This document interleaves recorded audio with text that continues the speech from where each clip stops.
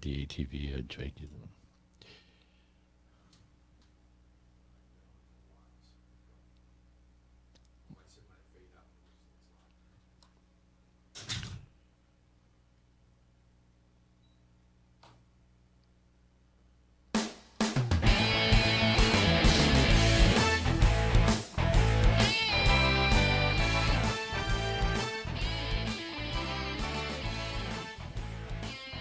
Hello and welcome to USTS, the Ultimate Sports Training Show.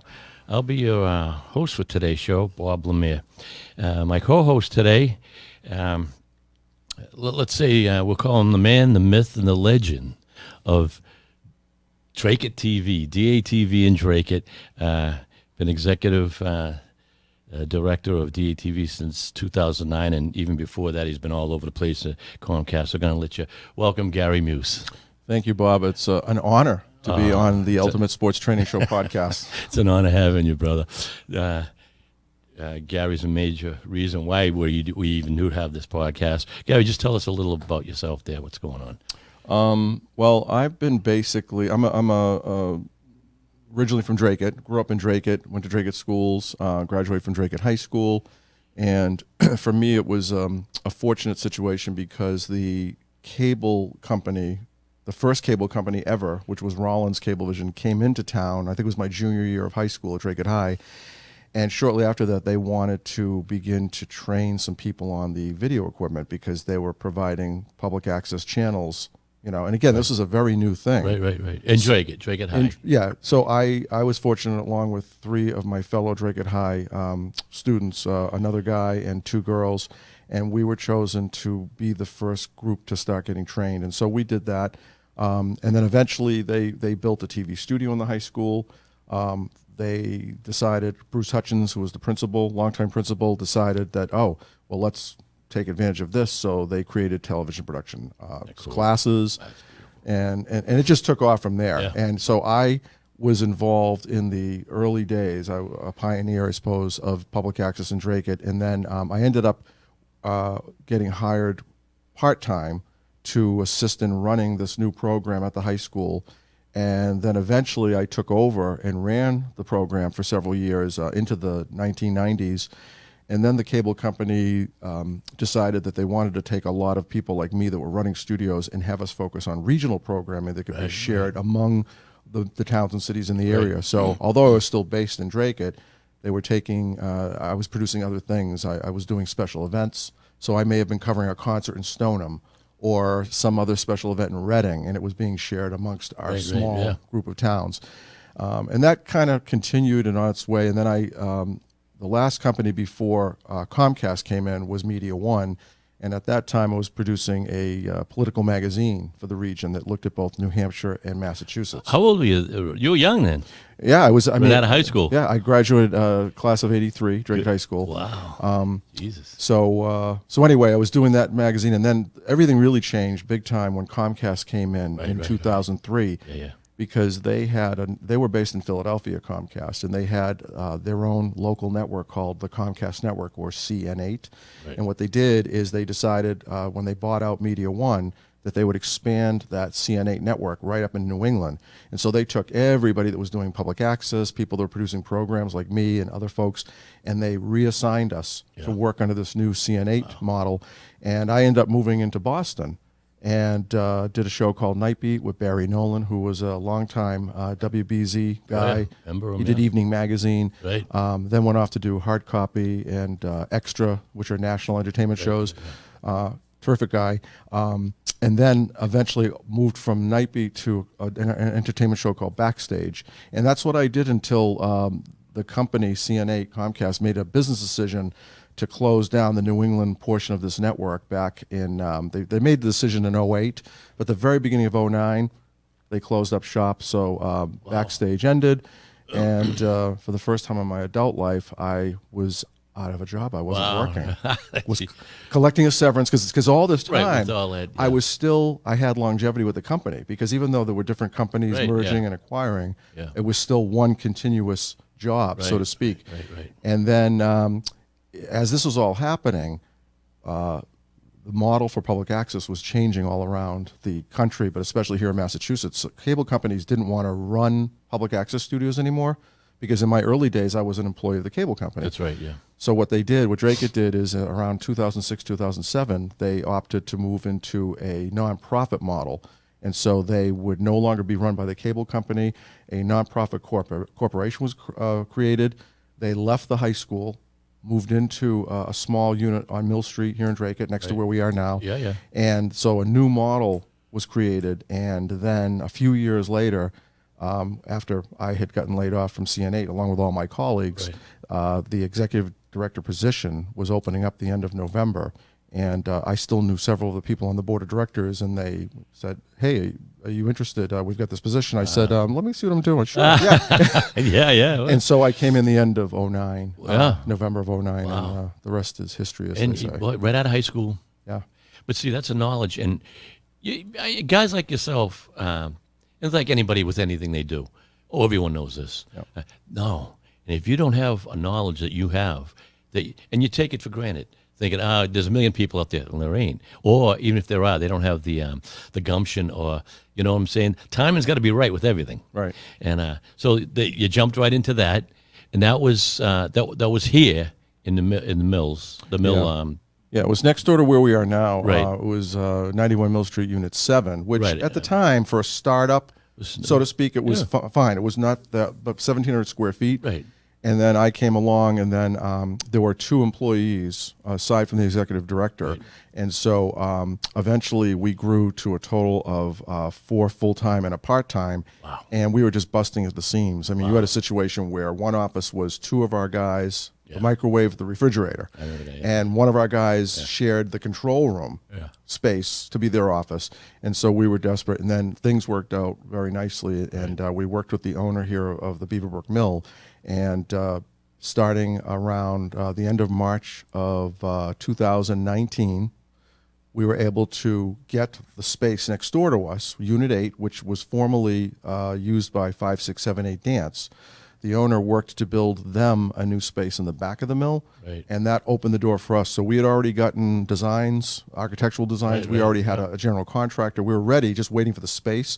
And the end of March of 19, the space opened up, and then about 4-month build out. We were moving in the middle of August of 19. That's where we to are the now. current space now. Wow. Yeah, It's two and a half times the space. We're about 4,300 shit. square feet. But it seems like it was like a year ago, 2 years ago. It Yeah. just flew by. Isn't that funny though? Everything seems like it was just yesterday. Yeah. And when you're getting older, that's how it all. Yeah. Geez. And the thing is, a lot of it was going through the COVID years.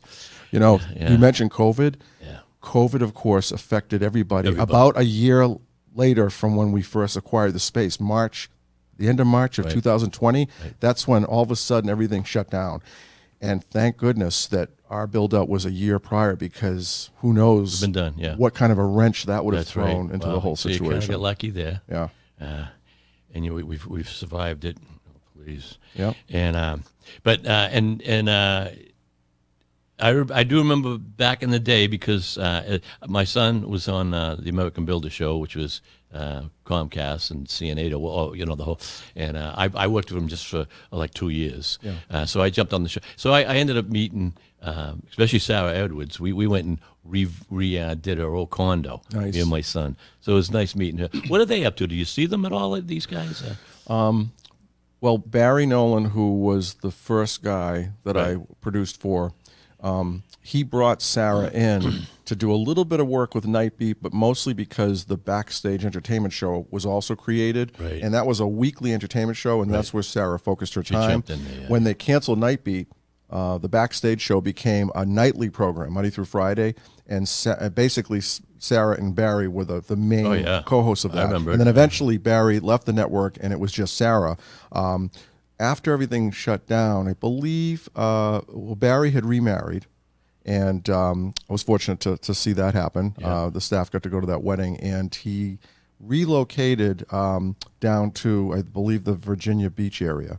Sarah, who is a native of California, she comes from Pasadena, which is where the Rose Bowl parade is, and the Rose Bowl game.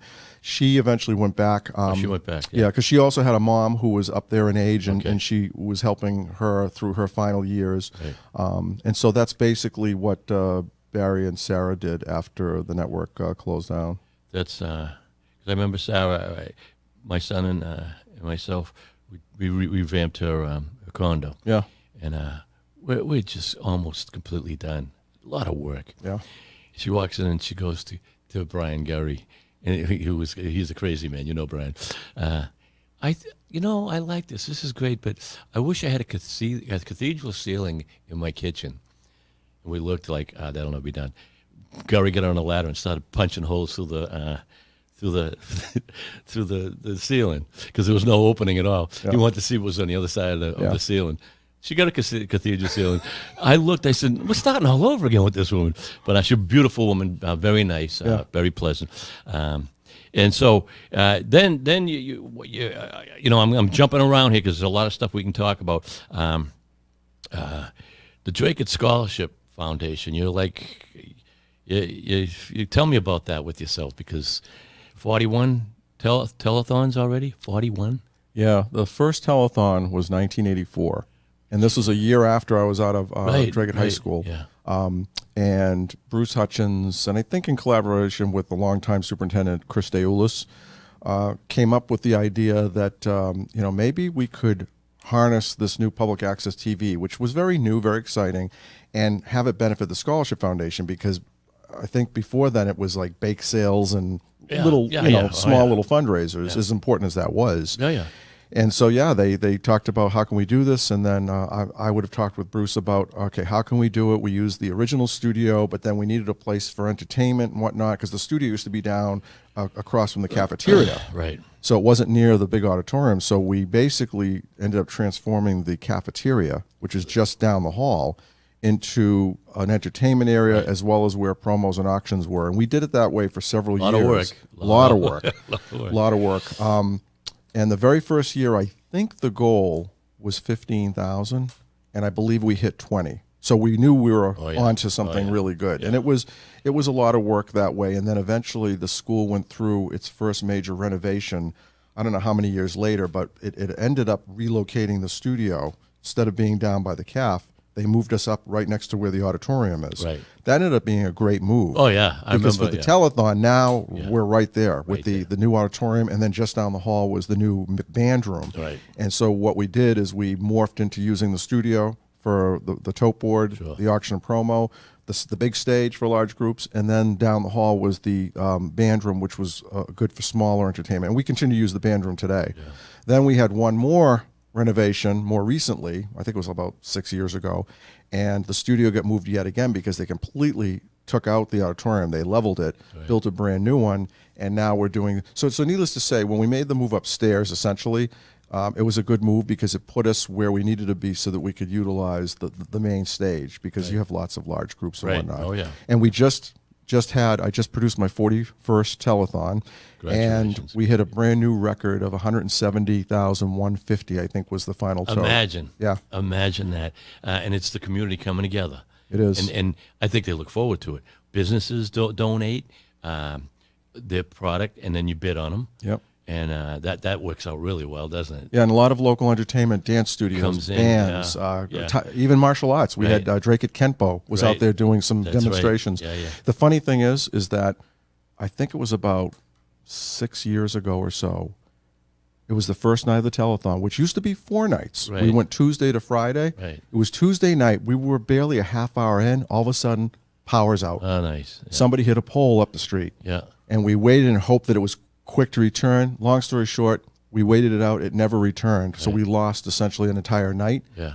We went on to do basically a 3-night telethon and made more money than the previous year. And so we weren't stupid. Okay, let's make it a 3-night telethon. Yeah. Well, yeah, you don't want to. So that was something bad that happened, but it ended up doing something positive because we realized we could get this all done in just 3 nights. And you can concentrate on each night instead of, now you got to fill. Now you don't have to fill. Now it's like, all right, we have time and let's go. Yeah. But that's, and as I say, I watch, and it's so much, because everybody that's on the Drake It people. Yeah. And the kids, and everyone in this community gets involved one way or another. And I want to talk about the crew here. The DATV crew that you put together here, or that you have, is unbelievable. I mean, this place is a jewel in this community. I don't know what other communities have. Actually, I know what some of them. I won't name the communities that I've actually would started my show and stuff. Boy, they had a little garage. Those days might be over, but that was their studio, and what you have here and what you can accomplish just for the people too. Yeah. I mean, it's. Do you ever think, and this is, like I say, I throw my stuff. You know everyone in the whole town. You ever think of running for office or anything? No. Oh no. Well, first of all, You can't. I don't live in town. I mean, I grew Okay. up in Drake, but Right. I've largely not lived in the town, and so Okay. maybe Yeah. it's a good thing that I wouldn't run for office, because we all know that Drake can be a difficult place to. It has it. For It's politics. It's nothing new. Right, I right. watched many years. I used to watch the Drake Selectman show. Yep. My wife goes, "What are you doing?" I go, "This is the greatest show on TV," and this was all way back in the day. I'm not going to name names. Yeah. And everyone was at each other's throat. Yep. And it was so much fun watching. But they got stuff done. Yep. They did. And I said, "Dad, what a nice little community." Huh? And nobody's. Politics is politics all over the world. Right. So. But you mentioned, we do have a great crew. So I'll mention kudos to Ron Zimmerman, who's our operations manager, Nate Vizina, who's our senior production technician, Mike Dobbs, production technician, and also Matt Daniel, who's a Drake High graduate, is our part-timer. And so there's 5 of us, and I'll tell you, we do have our hands full, because I would be hard-pressed for anybody to put any other access center up against the amount of stuff that we cover. We're right up there with a group of them,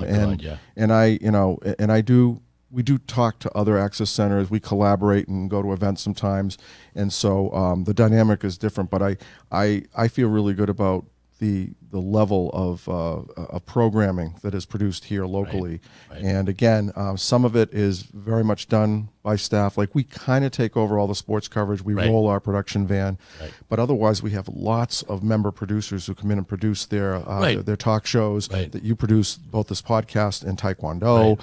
And so our primary job is really to train and support any of the member producers who want to create programming. Right. Against and the community. Yeah. It gets the community, and I watch a lot of the sports, and it's unbelievable. You guys are right on the money. Back in the day, I don't know if you remember back in the day, although the sophistication, but with the way you guys handle the sports and the way your cameras are located, it's unbelievable.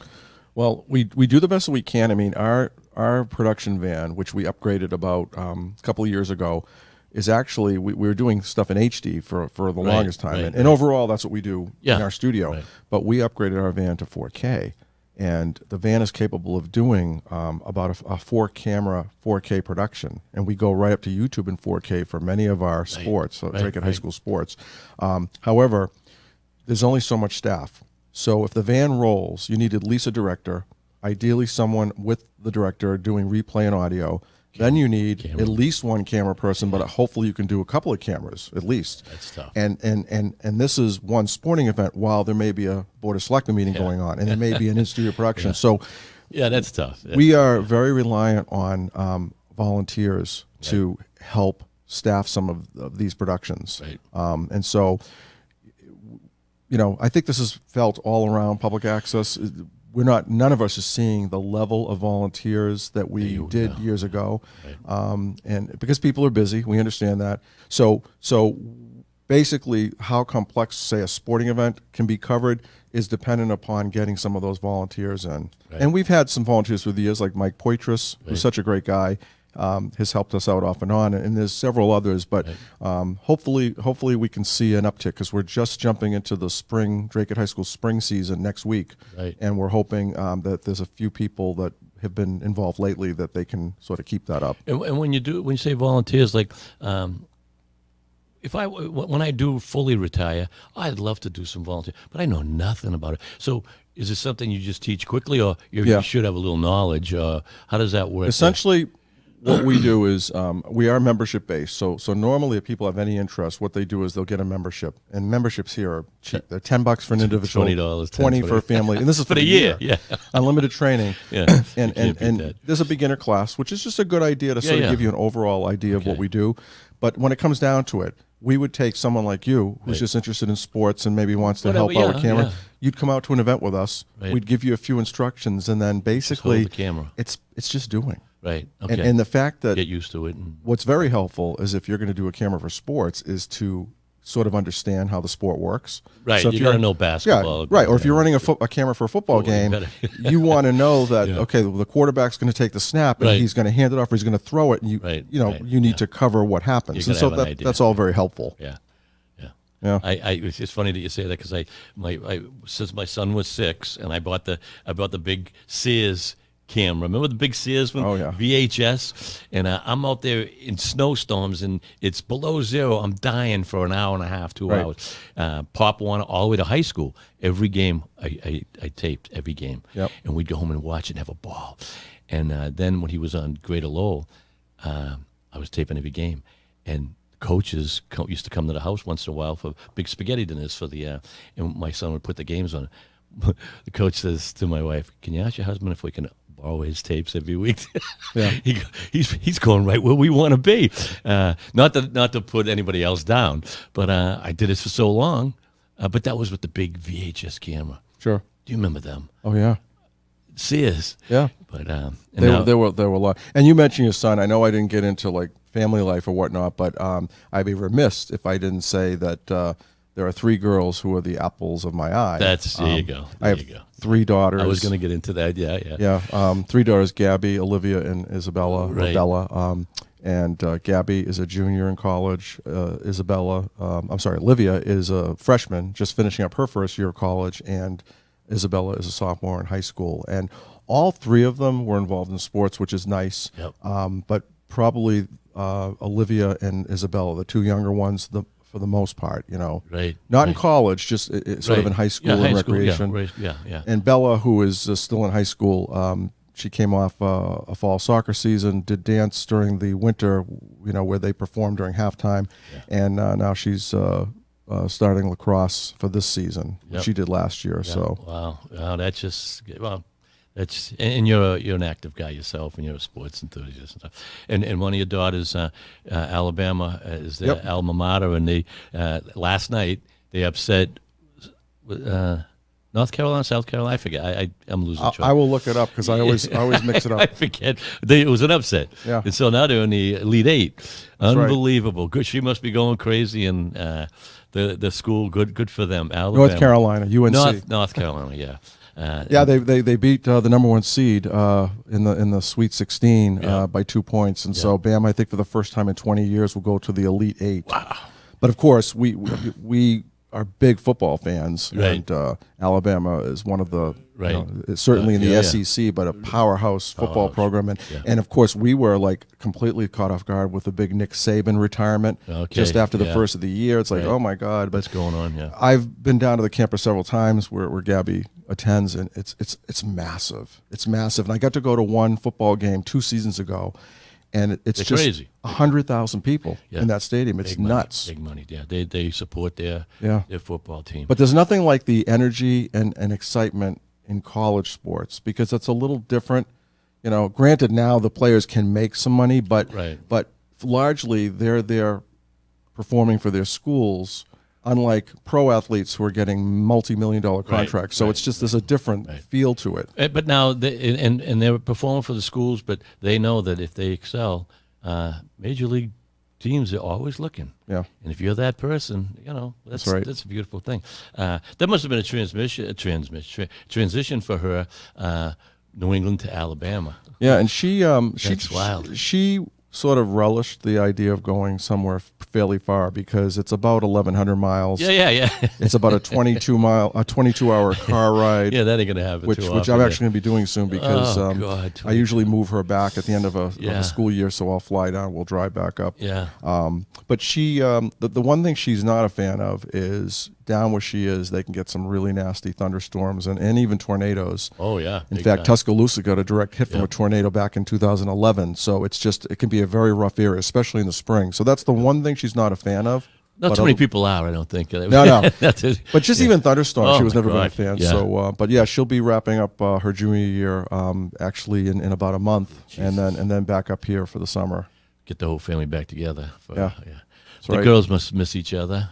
Yeah, they do, because as much as siblings Oh yeah, butt heads, when you're not together. You watch. this is the first year where all three of them were separated. Right. Because of course now that my middle daughter Olivia is also in school, Right. None of them were together for long stretches, and so I think they've really gained appreciation and realized the love they actually do have for their sisters. No, that's everyone. Everyone, yeah. As you're growing up, it's fine, Right. and you get older and you go, wow, look what we got. And that's you. I mean, you're an easygoing guy, and your house must be nice and quiet. Not nice and quiet. It must be real quiet. It's a lot quieter now. Yeah. But actually, Olivia, who's not too far away, school-wise, is back for the weekend for Easter. So I'll see a couple of them for now, and then it'll be crazy again come early May. Yeah. And then when everybody's back. I've asked you, and I know a lot of people are shy and stuff, but they were all into sports, and I'd love to get them on the show. Even as sisters, they can talk about their because that's what I like, getting younger kids, high school kids, and then they go to college. Right. They can talk about high school. I've had a couple of people, Brody Gannon, in high school, how she was doing. Now she's in college, and the transition, the difference. It's nice because everyone's going through the same thing. Yeah. High school is one thing. But college is another world. Yeah. Especially if you're living away from home. Now it's like, whoa, I'm on my own. Yeah. And so once then you have Bella, as you say, is in high school. Yep, she's the youngest, and she's going to be going off. She don't know what she's going to go. The biggest of the athletes. No, I think usually it's when they start their junior year, so they start to get serious about looking at school. So. I don't have any clue right now. I don't think she does either. Scholarships, or just where she would want to go and what she'd want to study. But Bella probably Bella did actual dance with a dance school for many years, and she was really good. And she was even danced competitively. She was on the the traveling dance team competitions, and it is such a crazy schedule. I mean, literally, we'd be lucky to get home at 8:30 on any night. So she made the hard decision. I applaud her. Is when she was getting ready to enter a freshman year of high school, she decided that she was not going to dance any longer so that she could play sports in high school. That's tough. Wow, yeah, that's wild. Yeah, and she before high school she played some basketball, but now that she's in high school, primarily her sports are soccer and lacrosse.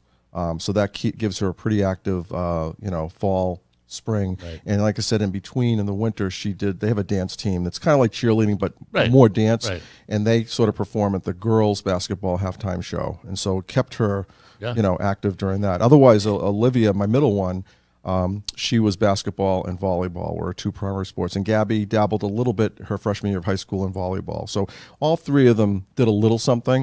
But so Gabby was probably the least involved. Olivia a little bit more, and now the youngest is probably the most active as far as sports goes. Yeah. Well, I mean, when you have three girls, you don't want them all to be the exact same to each other. Everyone's got to have their niche, and that's just their personality. And that's what I tell anyone, and even this show, it's sports and training. Training can mean guitar, piano. It could be anything. Weightlifting. If you're training for something, let's talk about it. And let's, because people out there, if they can get one thing out of any show, wow, they were going through the same thing I'm going through. You know what they're doing? We talked a little earlier about you've lost a lot of weight over the years. You're almost at your ideal weight. You are kind of at your ideal weight. What was how much have you lost over the years? Boy, I think at one time, my peak time, I may have been in the neighborhood of 240. Jeez.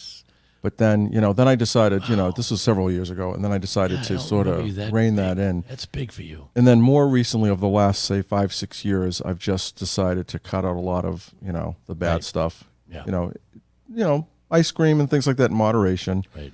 But one thing I've done probably the last 5-6 years is I walk a ton. Right. Almost any morning, unless it's raining, because I won't walk in the rain because that's miserable. Yeah. I will walk. So I basically, my goal is like 15,000 steps a day, but I usually do more than that. And so that helps keep me moving. I used to have lower back problems, and I've noticed that with the walking, it's almost non-existent. Good shoes, relax. Yep.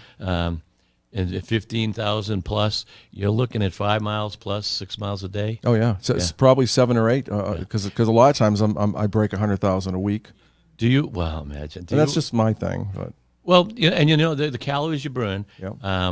If you run a mile or walk a mile, you burn the same amount of calories. Right. They say. Whether a cardiovascular is one thing, but you usually walk around the same area.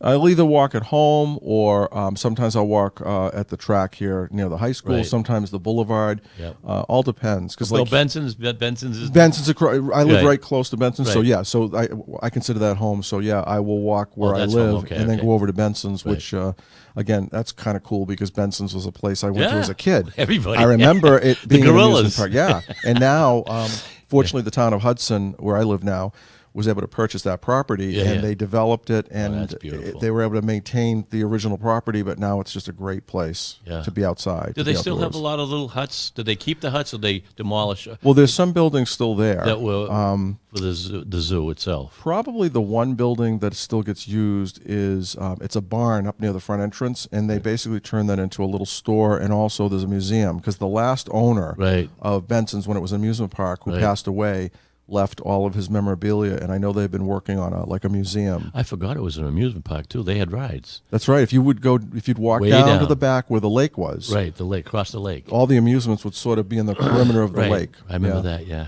because that was many years ago. Yeah. And we used to go once in a while. I went with the nuns at St. Mike's. Right. The stories that and I just did the show, the Taekwondo show, holding a stick. Do you hold any kind of stick or weapon or anything, or you just walk freely and not worry about? I just walked Because there's a lot of animals running around there. And there are trails there. You can actually go into I know. into the woods. I don't really do the trails. Okay. I sort of have my certain route Yeah, that I do. And okay, it's yeah. all on the main, Right, yeah. sort of the main walkways. I see, and you know, nothing against it. Good luck. Never mind. People do the whole mountain climbing thing or Appalachian thing. Women do it by themselves. It bothers me the most. Yeah, that can be I dangerous. just do not like that. Yeah. Out in the open's one thing. You start going into trails like that. So I tell them, grab something. Yeah. They got so many little sprays or whatever. And even myself. Animals scare me. Yep. I don't want any coyotes and bobcats coming at me. And that, you know that in there, that's still brush. I mean, that's in the Bensons. That's right. So you have to be careful. You do have to, especially around now. They're all coming out of hibernation. You get a grizzly bear coming at you. That's right. That's right. You know, I will say, I mean, the walking is kind of what I do now, but Right. like probably the sport that I got most involved in early on was baseball. I Right, played right. rec baseball for several years, first base and Nice. outfield, left Yeah, field.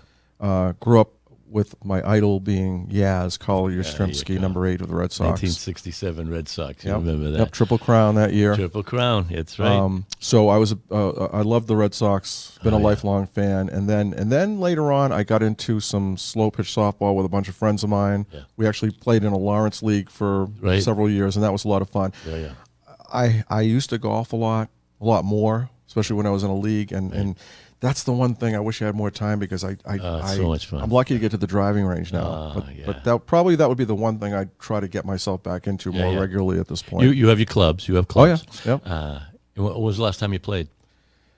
The last time I went on an actual golf course, Yeah. we're talking at least 4 or 5 years. That ain't too bad. The driving range, Right. Yeah.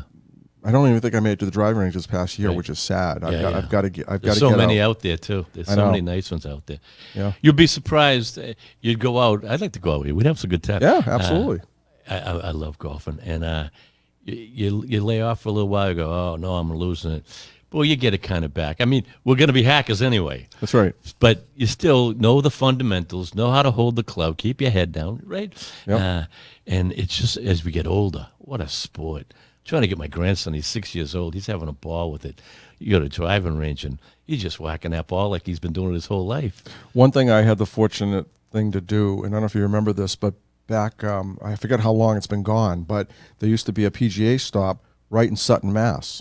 It Yeah. was the they used to call it the New England Classic, and then it became the CVS Classic, but it was a regular tour stop. Right, yeah. And I thought, oh, I wonder if they need any help because there's a lot of volunteers at these Right, tournaments. yeah. So long story short, I went down there and ended up being able to volunteer in the scoring department, and I did that I think for about 6 or 7 years, and then the very last year that they had something, the men's tour left that location, and the Right. women came in for 1 year, Okay, yeah. and then it was gone. But that was a lot of fun because Yeah, yeah. technically, because of the department I was in, I got a media pass, and I had a little bit more access to some of the players and Right. whatnot, which Yeah, was a lot of fun. That is fun. Yeah. I sort of miss that. I miss being around golf in general, and Right. so probably that'd be the one thing that my goal is to get back. Yeah, as into you it get again. older, you get plenty of time. Yeah, You get plenty of time. absolutely. And being in good shape, and never mind, now you're in your ideal weight. So now that makes a big difference too. Yep. Being heavy is tougher because of your backswing and your whole body movement. You know, Have you ever taken like actual lessons from a pro? No, but I used to. I started playing when I was. I started playing golf when I was. Just started going with my wife, and her father took me out. Leo Mercier, and he's celebrating his 90th birthday tomorrow. Oh, nice. Yeah, so Leo, this is for you, buddy. So he took me out. Come on, golf with me. I'm gonna show you how to golf. I had dungarees, sweatshirt, or whatever, and it was the hottest day of the year. He's all dressed in his little shorts, whatever, right? And I'm all over the place. I don't know how to golf. Tingsboro, the old Tingsboro, and I'm all over the place. I'm exhausted after 18 holes, right? Let's play another 18, because he's having a ball. He's just walking through his ball. We played another 18. Let's play another. This isn't. I'm like, Leo, I'm exhausted. I'm 20 years old. I'm in good shape, but I'm like, this ain't even fun. I'm out of control. We didn't play another 18. He was busting my chops. 36 holes. Wow. Oh my God! That was the Tingsboro. You could do. Oh yeah. It was just so small. It's all condos now. It was my grandfather. My mom's dad is the one that got me into golf because he wasn't very good at all, but he would go out and play. And I remember him taking me to the old Thunderbird. Oh yeah, in Tingsboro. Driving. Oh yeah, the three, in fact, I saw him. three. He hit a hole in one. Oh Jesus! Which is I think the only Yep. time I've ever seen someone do that in person. Yeah. I've never seen anybody. But the reason I asked about lessons is I once decided, okay, I really want to get better at this. And so I went with my cousin and a few friends, and we went down to Myrtle Beach, which, of course, is like the capital of golf. Yeah, there's like 100+ Yeah, courses. Yeah. And I went down there. That was just a golf trip, but I actually went down for lessons on a separate trip by myself to Tampa, and I went to a golf school, and that was pretty intense. It's all golf, and they had, they usually match you up to a pro, and it's a small group of 3 or 4 people. So that was a lot of fun, and I often wonder, do I still remember anything that I was taught at that golf school? Yeah, well, even if it's just one little thing you remember, keeping your head down, and not getting too crazy. Hit the ball nice and easy. Like you asked me if I ever took lessons. I didn't, but I used to golf at pro-ams up at Pine Valley, and we'd go around with Billy Max and stuff, and those guys, and he was a professional, so he'd teach you a lot while you were playing on the pro-am. It's a scramble anyway. Yep. You don't worry about you. The funny thing about the golf school I went to, I don't even think they're there anymore. I think it was called Ben Sutton. It was outside of Tampa, and the pro that I was put into his group, his name was Charlie Toss, who I think was from Scotland originally. Played a little bit on the regular tour years before, and the one thing I remember most is that he was completely against wearing a golf glove. Oh, wow. Because he felt that the only reason that people wear golf gloves is because they grip the club too tight. Yeah. And it's like you want to grip it just enough so that it doesn't fly out of your hand, but you want to baby that club. Yep. And so I tried it, and after the blisters, I said, "I'm sorry, Charlie, but I'm going to stick with the glove." Stay with the glove. Oh, Jesus. And the blisters. That's right. Yeah, it's funny because in like any other sport, you get your superstitions. Yeah. And all of a sudden, you forget your glove, and you just had the best game of your life. That glove ain't going back on. I Right. just had the best game of my life without the glove. Right. Because I used to always wear a glove, especially if it was wet and, outside, and it kind of helps you with the grip. But I'll say one of the biggest highlights. I also got a chance to go and work the U.S. Senior Open, which was at Salem, Mass. Country Club once. I happened to be with my company, Media One or CN8. Yeah. They needed someone to just go, record some highlights with a camera. So I did that.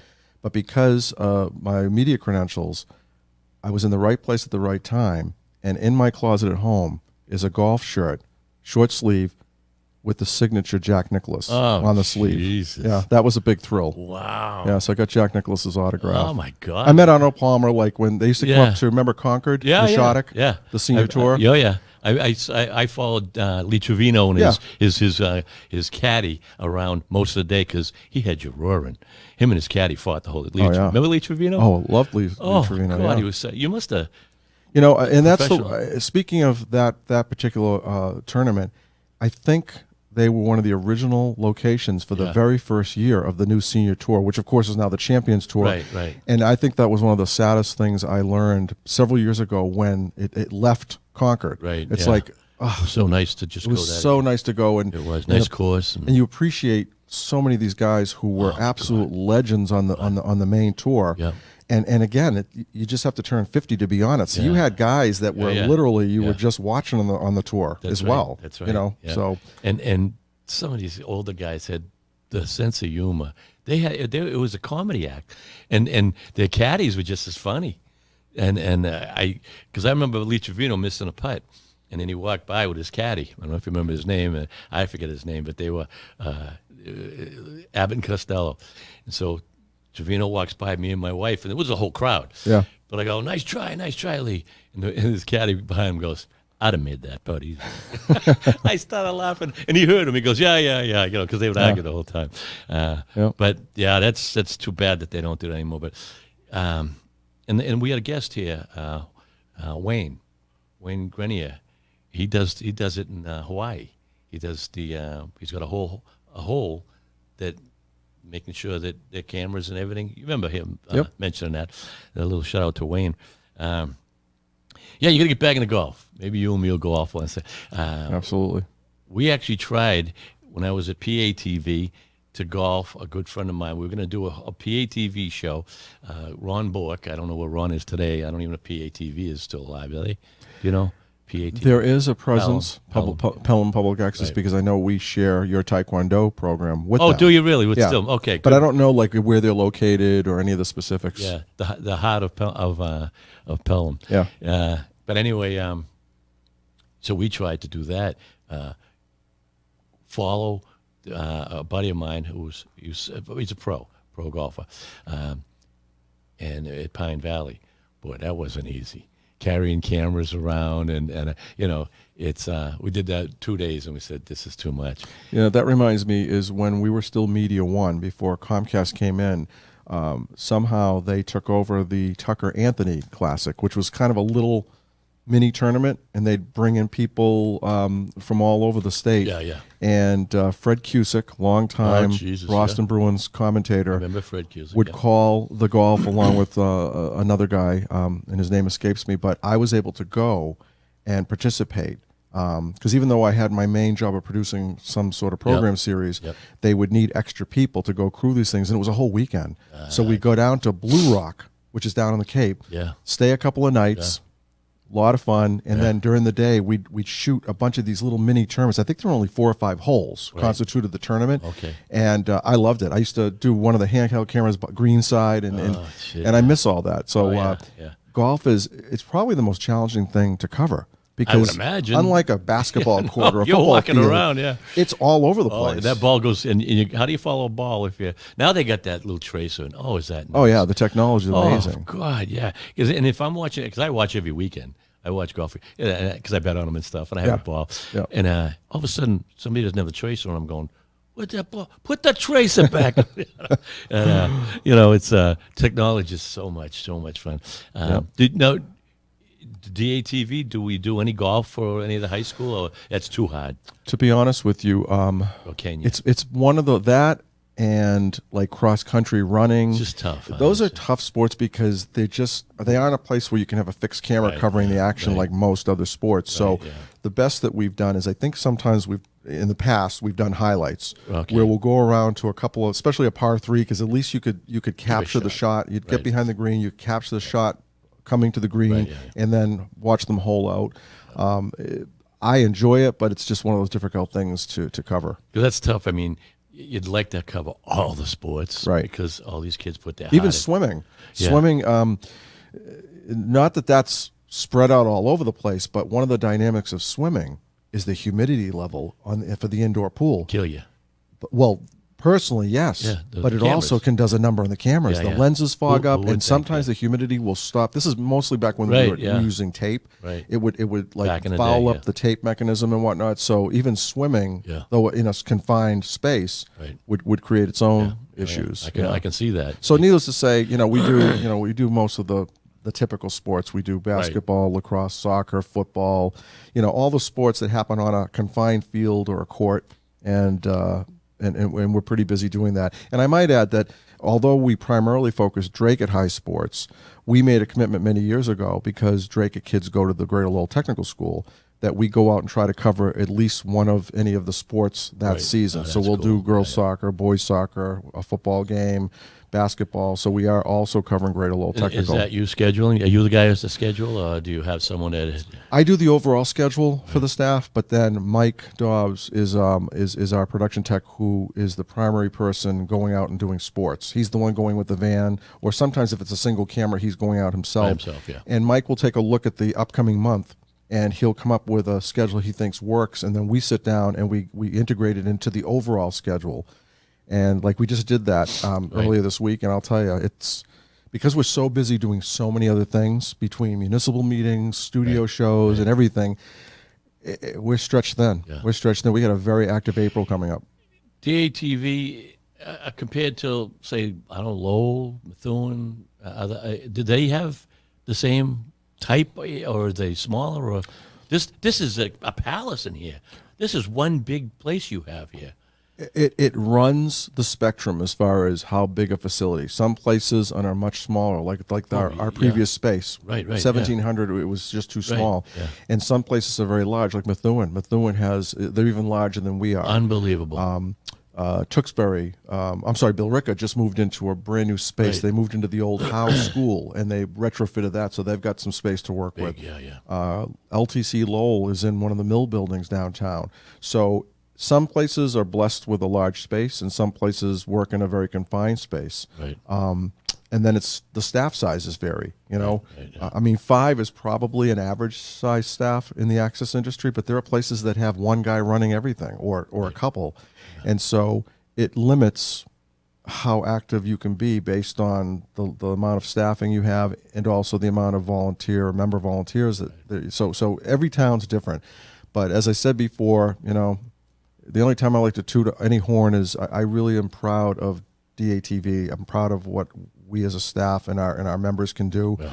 Again, I put us up against virtually any other peg as far as how active and the amount of local programming that is able to be turned out. Right.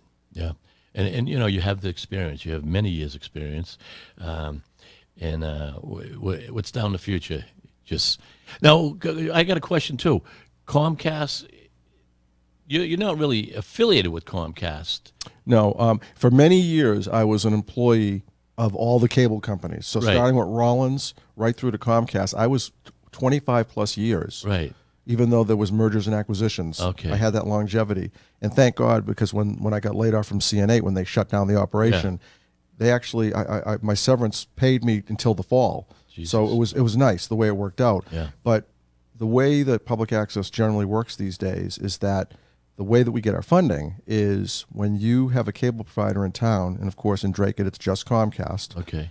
whatever revenues they pull in for the cable side of the bill, Right. not the internet, not the phone, Right. a percentage of that goes to funding us. Oh, that's nice. Yeah. Yeah, that's nice. But what's not nice is that when people cut the cable or cut the cord, and they cut their cable and go over to just streaming, we lose revenue. okay. Because we only get a portion of the cable bill. yeah. And we've definitely seen a decline, a sort of slow, steady decline. And every town's different. Some towns have seen a much more dramatic drop in their revenues. Drake, it hasn't been as bad, but we have still seen a little bit of a decline. The only thing that sort of saves us, and I'm a Comcast subscriber at home, I don't like to see my bill go up, but because they do raise their rates, that tends to offset Okay. how Right. drastic a drop Right. Yeah. we end up seeing. Right, So okay. that's a continued sort of concern for all public access. Right. Right. And there's also some legislation that's being worked on, one of which is a streaming bill. And the streaming bill would actually go after all the streaming companies, Netflix, Disney Plus, all these streaming companies that don't pay anything to the state to do business in the Right, state. right. And it would put some sort of a fee in place, and then one of the beneficiaries of such revenue, if this was to become law, would be public access. Oh, So it would help excellent. make up a little bit of Oh, yeah. the loss from the cord cutting. Right. Yeah. Yeah. Yeah. Yeah. There's always something. There's always something. Yeah, and you get your plate full. You've got your plate full. Yeah. Yeah, we're busy, and we live and die mostly around the school year because we average 15 to 20 sporting events every sports season, and we try to do playoffs and Right, as well. right. But it's nice when we get into June and we get the few months of summer where things quiet down. Calm You really right need to down. recharge your Yeah, batteries. yeah, regroup and But we're never that quiet because we do kids camps. Not only do we do them in February and April, but we do one in July, one in August. So we've got that going on. We have special events that we may be constantly involved doing in. something. Yeah. Yeah. That's datv.org. Anyone who ever DrakeAtTV.org. Drake, oh my God. And I wrote it down. Yeah. I'm reading. Yeah, Drake at TV. Yeah, Gary's always going to tell me, you got to say it right, Bob. Wait. Well, the reason is because There's a DATV and Dayton, Ohio Right, yeah. beat us. Yeah. Before DATV got created Yeah, yeah. here, they created their own access center, and Right. they are DATV.org. So Right.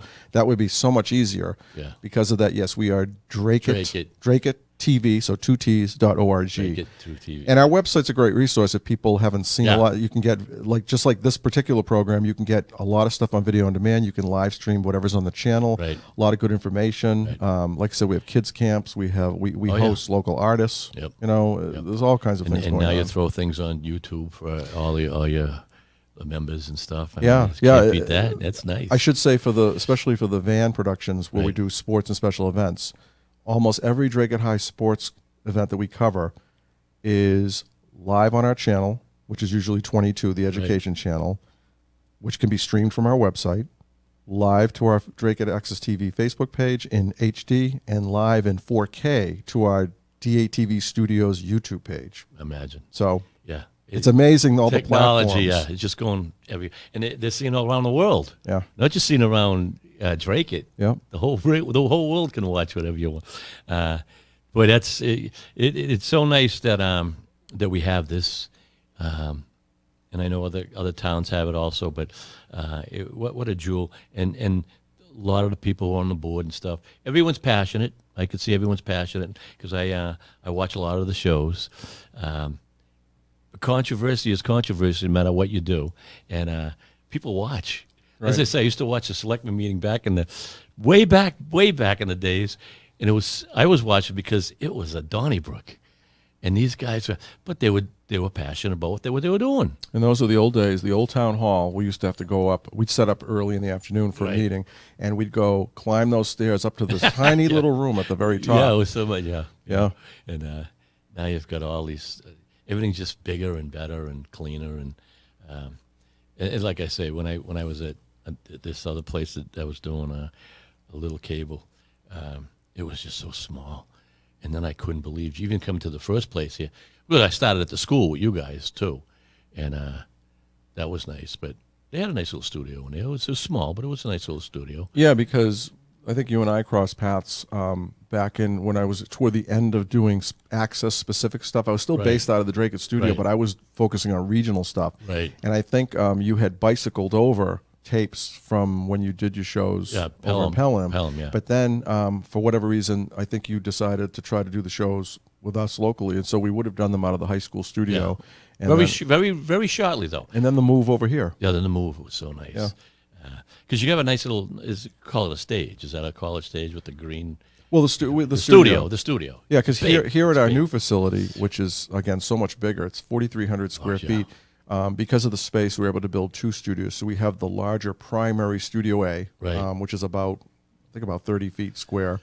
And it can be traditional studio sets with black and beige curtain, or virtuals really become a big thing. Right, So we have a couple of political talk shows that are Oh, yeah. bi-weekly, and they are completely virtual. So we'll pull the green So curtain. cool. We put the green fabric down on the floor, Yeah. and virtually... You look like you're in Boston. yeah. You got, the sky. You know, it's like other than the what? chairs they're sitting in a table, and Right. and them themselves, Right.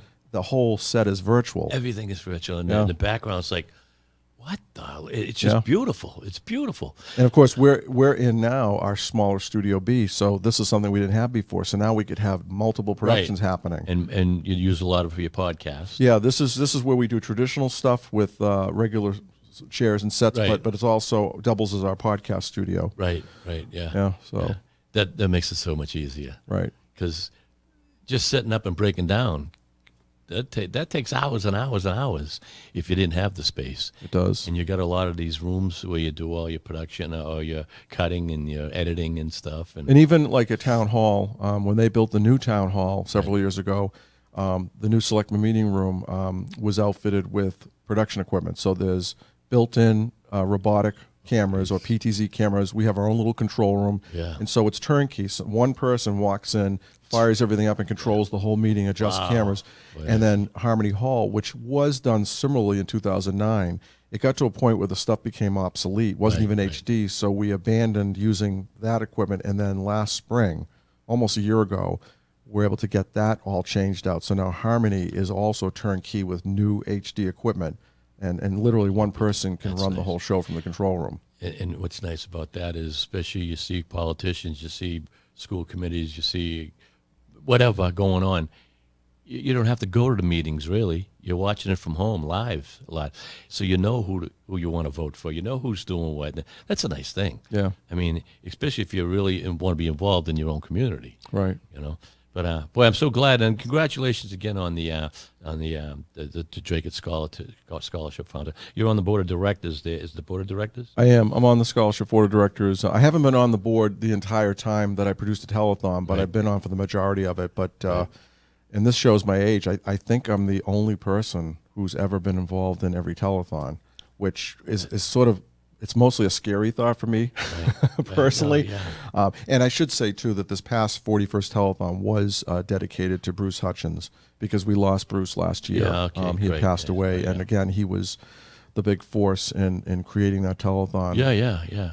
You're saying 41 telethons is 41 years. Well, let's put it this way. It's the 41st telethon. So, and we started in 84. Right. So it's actually... I think technically this was our 41st, so I don't know how that correlates to. Sometimes it's off by 1 year. Okay. When you talk about the number of years, but right, yeah. But the first one was 84, and this was our 41st Jesus annual. Wow. Yep. And you're thinking the 80s. Oh, that's 2 years ago, 10 years ago. It's crazy. Oh God, is it crazy? You know, it's like a blink and a year just went by. Yeah. And you watch. It's the same with yourself. I mean, I remember talking to you, and your girls were all in grammar school. Yeah. Not even college. I mean, come on now. And it's crazy, you know. That's the scariest thing, and we know that as parents. It's like literally you blink, and all of a sudden these little kids are adults. Yeah, and when you're younger, you don't say, yeah, okay, Dad, oh, Mom. Watch it happen. And the older you get, you're seeing you blink, and your child is grown. Right. What happened? When? You know, Gary, that was a quick hour. Wow. How's that? Yeah. So you know. If you want to watch this show, Drake It TV, 2 T's, Drake It, DRACUT TV.org. If you want to catch us there, YouTube, Grandmaster Bob Lemire Taekwondo. You can Google that. On Spotify, all your podcasts. It seems like all our podcasts grab bits from each other. Is that how that works? Yeah, basically, every podcast that gets done here goes at least to our video on demand. Right. And we also, it's easy for us to just transfer it so it goes to Spotify, which I guess gets it onto Google and Apple Music and whatnot. Yeah. And then you decide, because you have your own YouTube, that it can go to YouTube as well. Right. So that's all based on each individual producer. And so several producers take advantage of YouTube as well. Does Merrimack Valley radio still grab us here, or is that? Yeah, what we do is Merrimack Valley Radio is sort of a radio station that Methuen TV started, and we contribute this show, Ultimate Source Training Show podcast, to them. So every time you produce a new episode, we send the file over to them. Thank you. And I don't remember the exact situation, but basically it's kind of like listening to the radio where you tune in and whatever's on is what you hear. That's right. It's Music or whatever. It's not a VOD type of situation. Right, So you're scheduled in their overall schedule. They're doing a whole new radio station up in Ossipee, New Hampshire, where I camp, and I've been back and forth with the guys there. Once they do get going, because they're still putting it together, and they want to get it together by June. And I told them I talked to you to see if they want to do a pod. They sounded like they were really interested. So, you know. And the beautiful thing is, though, we produce stuff with our own local members. it's so easy to share things. Yeah, Back in what we call bicycle days, we literally would have to send DVDs or even Right. videotapes Right. physically, either Right. deliver them or mail them. That's a pain. Now really. we can just share files. Isn't that nice? So really, you could talk to as many towns as you want and say, "Hey, I do these 2 shows. Would you be interested?" And it's really so much easier. And some to of them are share. looking for content. Right. Some of them are looking for, And we take a number of things from other towns. That's right. Yeah. You It's know, just that the are produced coolest. elsewhere. Yeah. Yeah. Because it's funny, I got and back up and across the country, people will send me. One guy, he was an author. I forget his name. It was a while back we talked.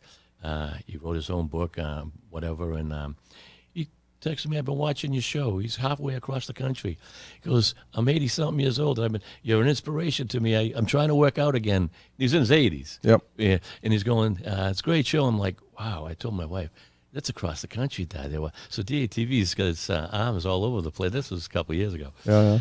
That's about it, my friend. I do appreciate it. We'll have to do it again. As I said, the offer for your girls, all 3 sports, and just talk about you can jump on it with them. Love to invite them on the show. Thanks. Keep up the good work. Thank you. And once again, kudos to all the guys at DATV. Greatest place. Anyone wants to come and visit? Got a whole art gallery up there in the front hall. Yep. Anyone who wants Gary will always will always greet you with open arms and a smile, always. And if all of our producers were like Bob Lemire, it would be a wonderful world because Bob is the nicest guy. There And you so go. we are so fortunate to have you All right, as one of yeah. our member producers. We better stop while we're ahead. Thank you very much. I hope you Thank enjoyed you. the show. Till next time, train hard and have some fun.